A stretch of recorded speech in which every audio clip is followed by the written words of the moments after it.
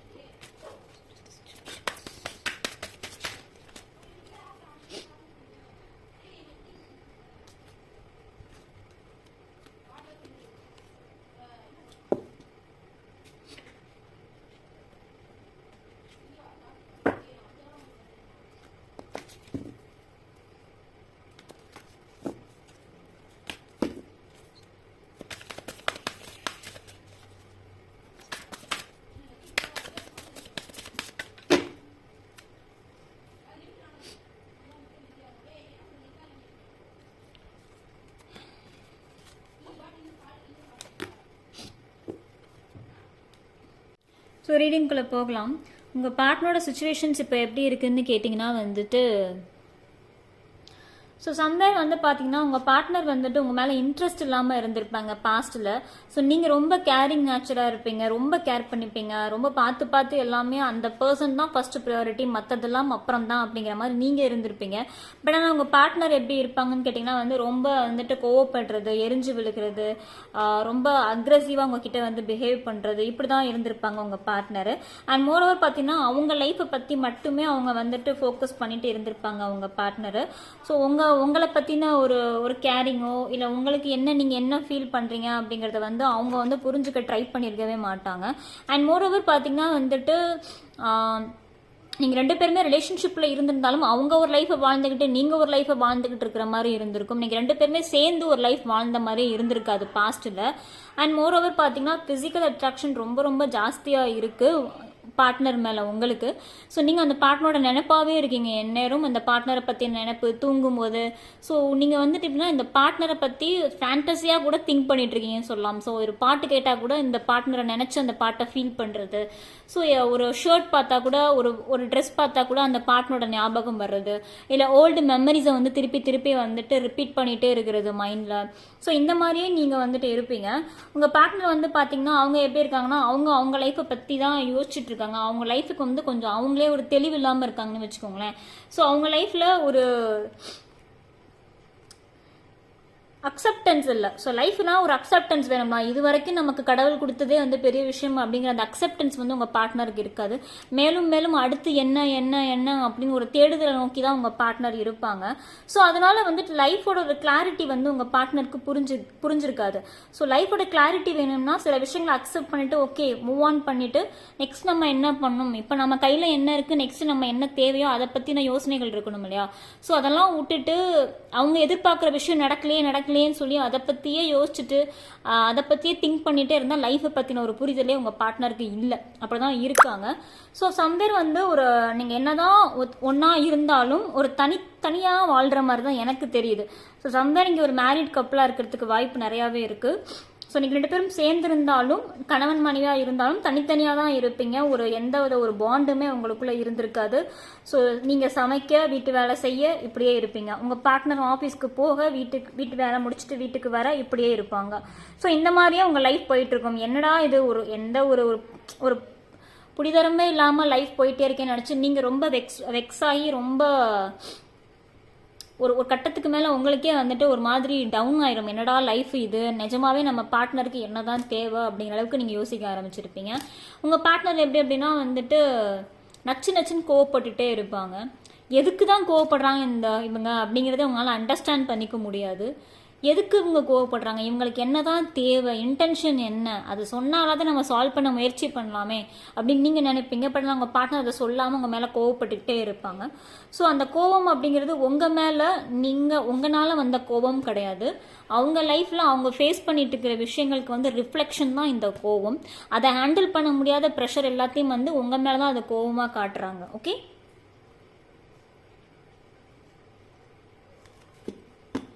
So பாஸ்ட்டில் வந்து இப்படி தான் உங்கள் ரிலேஷன்ஷிப் இருந்திருக்கும். உங்கள் பார்ட்னர் இப்படி தான் ஃபீல் பண்ணிட்டு இருக்காங்க. ஓகே, ஸோ சம்வேர் வந்து பார்த்தீங்கன்னா வந்துட்டு ப்ரெசென்ட்லேயுமே வந்துட்டு ஒரு பிரேக்கப் மாதிரி எனக்கு தெரியுது. ஸோ சரியாக பேசிக்கிறதுல இன்னுமே வந்துட்டு அந்த பிரேக்கப் வந்து எனக்கு தெரியுது. அண்ட் உங்கள் பார்ட்னருக்கு ஆக்சுவலாக வந்து அவங்க லைஃப்பில் வந்து ஒரு பெரிய விஷயத்தில் வந்து மாட்டிக்கிட்டு முழிக்கிறாங்கன்னே சொல்லலாம். உங்ககிட்ட வந்து ஷேர் பண்ண முடியல அவங்கனால. ஏன்னா ஷேர் பண்ணால் அது என்ன மாதிரி வந்து ரிசல்ட் இருக்கும் அப்படிங்கிறது அவங்களுக்கே ஒரு பயம்.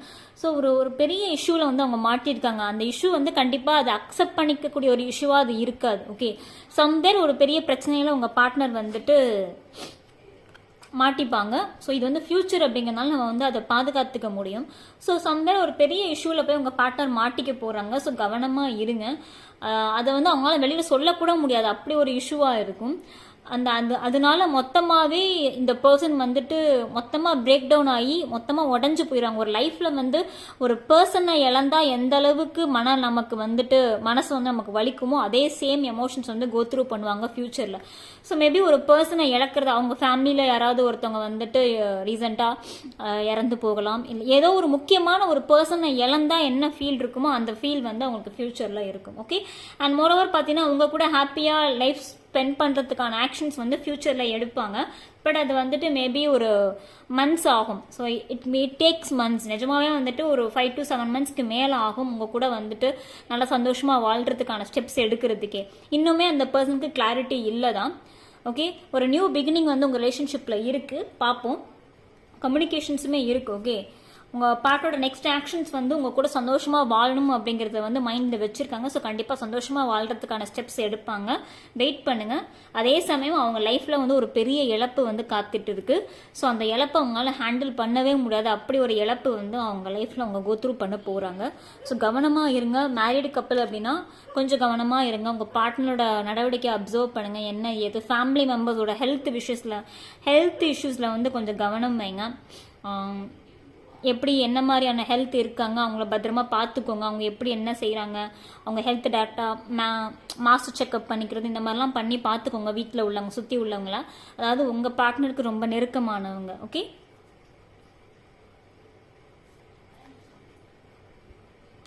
நான் சொன்ன மாதிரி வந்து ஒன்று ஒரு பர்சனோட இழப்பு இருக்கலாம், இல்லை வந்து நான் சொன்ன மாதிரி வந்து ஒரு பெரிய விஷயத்தில் மாட்டிப்பாங்கன்னு நான் சொன்னேன் இல்லையா. ஸோ அந்த மாதிரி அது வந்துட்டு வெளியில் சொல்ல முடியாது. ஒரு பயத்தோடவே உங்கள் பர்சன் வந்துட்டு ட்ராவல் ஆகிட்டு இருப்பாங்க.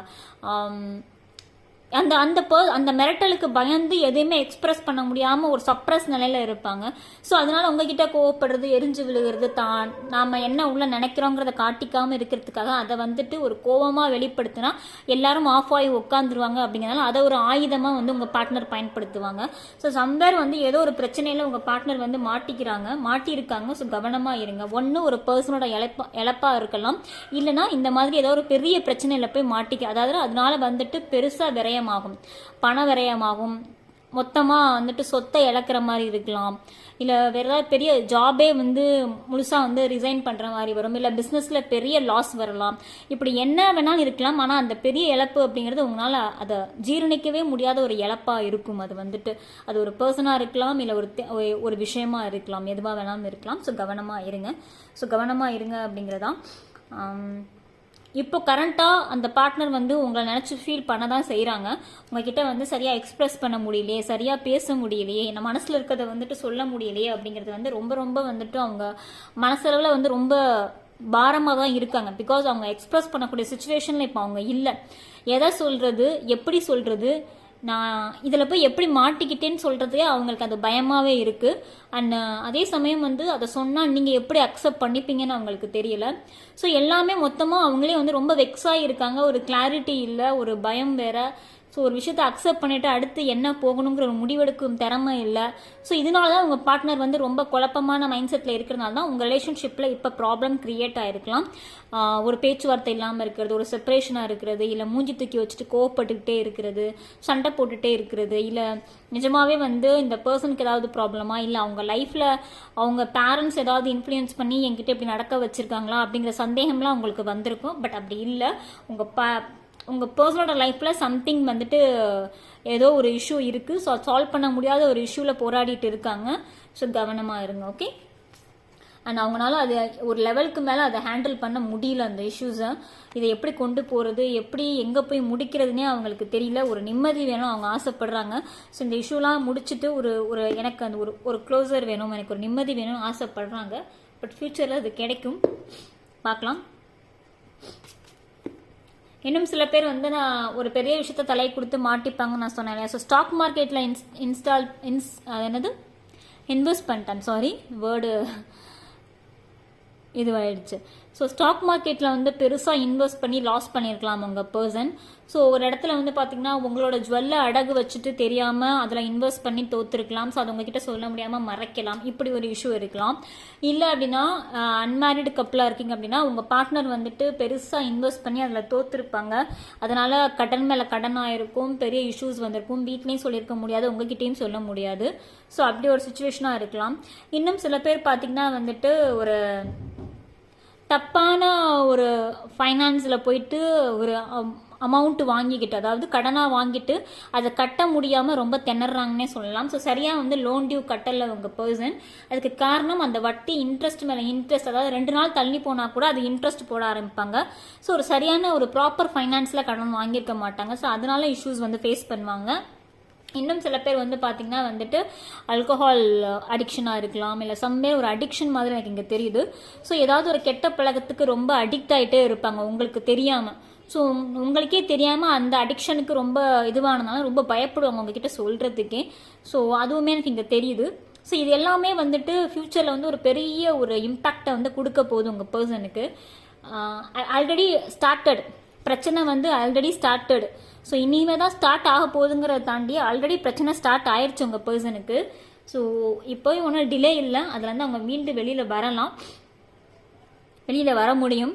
உங்ககிட்ட வந்து கம்யூனிகேட் பண்ணாங்கன்னா நீங்கள் கொஞ்சம் வந்து அந்த பர்சனோட சுச்சுவேஷன் என்ன அப்படிங்கிறத வந்து ஃபஸ்ட்டு அப்சர்வ் பண்ணுங்கள், காது கொடுத்து கேளுங்க. ஸோ நீங்கள் சண்டை போட வேணாம், கோவப்பட வேணாம். இந்த பர்சனுக்கு தனிப்பட்ட முறையில் வந்து உங்கள் மேலே வெறுப்போ அந்த மாதிரிலாம் எதுவுமே இல்லை. அந்த பர்சனோட லைஃப்பில் சில ப்ராப்ளம்ஸ் போயிட்டு இருக்குது, அதனால தான் இப்படிலாம் ரிஃப்ளெக்ட் பண்ணுறாங்க. ஸோ கம்யூனிகேஷன் இருக்குது இந்த பர்சன் கிட்ட இருந்து. ஸோ கொஞ்சம் உட்காந்து பேசுங்க, உங்களோட பர்சனோட லைஃப்பை வந்து காப்பாற்றி கொடுங்க. அது உங்களால் முடியும். பிகாஸ் வந்துட்டு அவங்களால யோசிக்க முடியாததை வந்து அவுட் ஆஃப் த சர்க்கிளில் ஒரு சுச்சுவேஷனுக்கு ஒரு சொல்யூஷன் வந்து உங்களால் யோசிக்க முடியும். ஸோ அதனால் you can help them to get out of the situation. சரியா? இந்த ரீடிங் உங்களுக்கு நான் பிடிச்சிருக்குன்னு நான் நம்புகிறேன். ஸோ இன்னும் வேறு ஏதாவது டாபிக்ஸில் ரீடிங் வேணும்னா கமெண்ட் செக்ஷனில் மென்ஷன் பண்ணுங்கள். நெக்ஸ்ட் வீடியோவில் எடுத்து போஸ்ட் பண்ணுறேன். இன்னும் இன்டெப்த்தாக வேறு ஏதாவது தெரிஞ்சுக்கணும், ரிலேஷன்ஷிப் சம்மந்தமாக, கெரியர் சம்மந்தமாக, ஃபைனான்ஷியல் சம்மந்தமாக, ரொம்ப லாஸில் இருக்கீங்க, பெரிய பிரச்சனையில் மாட்டிகிட்டு இருக்கீங்க, யார்கிட்ட சொல்கிறதுனே தெரியல, யார்கிட்ட ஷேர் பண்ணுறதுனே தெரியல, அந்த பிரச்சனையிலேருந்து எப்படி வெளியில் வருது, இந்த பிரச்சனைக்கு காரணம் தான் என்ன, எனக்கு ஏன் இதெல்லாம் நடக்குது, சந்தோஷமாக இருந்தோம் திடீர்னு ஒரு திருப்பம் மாதிரி வந்து என் லைஃபே நாசமாக போச்சு, ஏன், எதுக்கு, இப்படி பல கேள்விகள் வந்து சில பேருக்குலாம் இருக்கும். ஸோ அதெல்லாம் நீங்கள் தெரிஞ்சுக்கணும்னு நினச்சிங்கன்னா டிஸ்பிளேல வந்து என் காண்டாக்ட் நம்பர் இருக்குது, வாட்ஸ்அப் நம்பர். ஸோ கால் பண்ணிங்கன்னா என்னால் எடுக்க முடியாது. ஸோ வாட்ஸ்அப் பண்ணுங்கள் யாராக இருந்தாலும். ஸோ கால் பண்ணிங்கன்னா நான் அந்த காலுக்காக நான் வந்து அந்த சிம் வந்து இன்சர்ட் பண்ணல, ஜஸ்ட் வாட்ஸ்அப் மட்டும் போட்டுட்டு சிம்மை எடுத்து வச்சுருவேன். ஸோ அதனால் கால் பண்ணிங்க அப்படின்னா என்னால் ரெஸ்பாண்ட் பண்ண முடியாது. வாட்ஸ்அப்பில் பண்ணுங்கள், இமீடியட்டாக உங்களுக்கு நான் ரெஸ்பாண்ட் பண்ணுவேன். இமீடியட்டாக நான் உங்களை காண்டாக்ட் பண்ணி என்ன அப்படிங்கிறத நான் வந்து சொல்லுவேன். ஸோ பர்சனல் ரீடிங் எடுத்து பாருங்கள். ஸோ சம் கிளாரிட்டிஸ் வந்து உங்களுக்கு கிடைக்கும். ஓகேவா? டட்டா பாபாய். நான் உங்களை அடுத்த ரீடிங்கில் சந்திக்கிறேன்.